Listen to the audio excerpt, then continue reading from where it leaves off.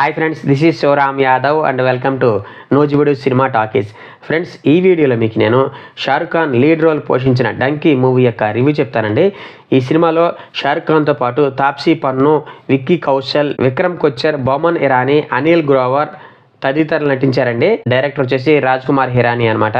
Jio studios, Red Chillies Entertainment, Raj Kumar Hirani films banner పై ఈ movie నిర్మించారన్నమాట. Producers వచ్చేసి గౌరీ ఖాన్, రాజ్ కుమార్ హిరానీ మరియు జ్యోతి దేశపాండే అనమాట.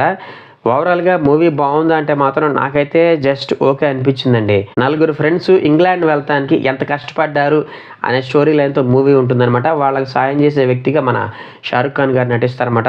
అయితే డైరెక్టర్ రాజ్ కుమార్ హిరానీ తీసుకున్నటువంటి స్టోరీ పాయింట్ ఇంట్రెస్టింగ్గానే ఉంది కానివ్వండి, ఈ సినిమాలో ఎందుకో ఆయన మ్యాజిక్ అంతగా వర్కౌట్ కాలేదని చెప్పాలి. జనరల్గా రాజ్ కుమార్ హిరానీ సినిమాలంటే ఓ 3 Idiots, మున్నాబాయ్, ఎంబీబీఎస్, లగేరేహో మున్నాబాయ్, పీకే, సంజు లాంటి సినిమాలన్నీ గుర్తొస్తాయండి. కాకపోతే ఇది ఆ స్థాయి సినిమా అయితే కాదండి. ఓవరాల్గా సినిమా అయితే సెకండ్ హాఫ్ కొద్దిగా బాగుందండి. ఫస్ట్ హాఫ్ నాట్ బ్యాడ్, మరీ సూపర్ అనేం కాదు.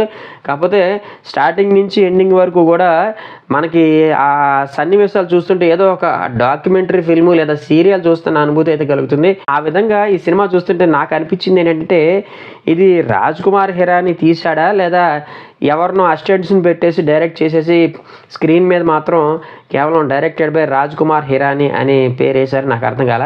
మేబీ ఆ పేరుని ఒక బ్రాండ్గా వాడుకుందామని ప్రొడ్యూసర్స్ ఏమైనా ట్రై చేశారేమో, వాళ్ళే చెప్పాలి. నాకైతే ఈ మూవీ రాజ్ కుమార్ హిరానీ స్టాండర్డ్లో లేదని చెప్తాను.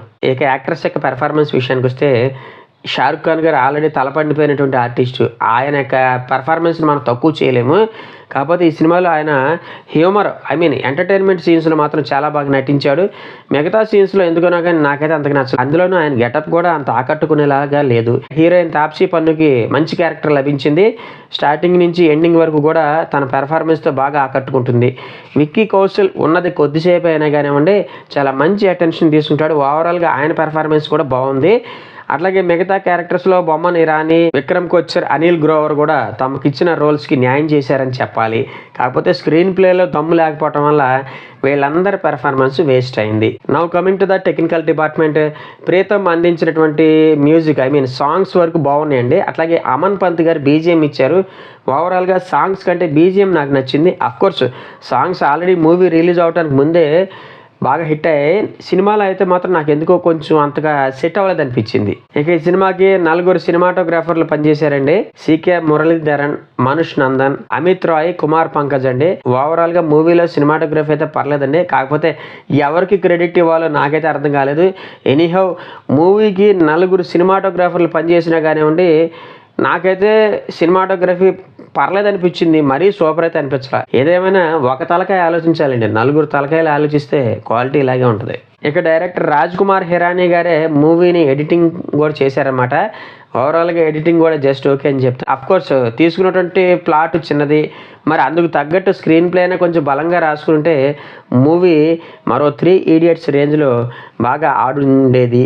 అయితే ఈ సినిమాలో డైరెక్టర్ తీసుకున్నటువంటి పాయింట్ ఏంటంటే, అక్రమంగా వేరే దేశాలకి వెళ్ళటం, డాంకీ ట్రావెల్, దీన్నే పంజాబీలో డంకీ అని చెప్పేసి కూడా అంటారు అనుకుంటా. ఆ పాయింట్ పర్లేదండి. ఒక రకంగా విదేశాలకు అక్రమంగా వెళ్ళడం తప్పు కాదు అనేటటువంటి చెడు సందేశాన్ని కూడా ఇస్తుంది అనిపించింది నాకైతే. అఫ్కోర్స్ విదేశాలకు వెళ్ళి అక్కడ వీళ్ళు పడేటటువంటి కష్టాలని మనకి బాగానే ప్రజెంట్ చేశారు. కాకపోతే అవి అంతగా ఆకట్టుకోవండి. జనాలను ఆకట్టుకునేలాగా తీస్తేనే కదండి మూవీ ఆడేది. ఓవరాల్గా ఈ సినిమా బిలో యావరేజ్ రావటం అనేది ప్రభాస్ నటించినటువంటి సలార్కి బాగా హెల్ప్ అయిందండి. మేబీ సలార్ నార్త్లో కూడా జెండా పాతుద్దని నాకైతే అనిపిస్తుంది. ఈ డంకీ సినిమాకి నేను ఇచ్చే రేటింగ్ వచ్చేసి 2.5 అండి. నా ప్రజెంటేషన్ కనుక మీకు నచ్చినట్లయితే ఈ వీడియోని లైక్ చేయండి, షేర్ చేయండి. మీ ఫ్రెండ్స్ అండ్ ఫ్యామిలీ మెంబర్స్ చేత కూడా మన యూట్యూబ్ ఛానల్ని కొంచెం సబ్స్క్రైబ్ చేయించండి. థ్యాంక్ యూ అండ్ జై హింద్.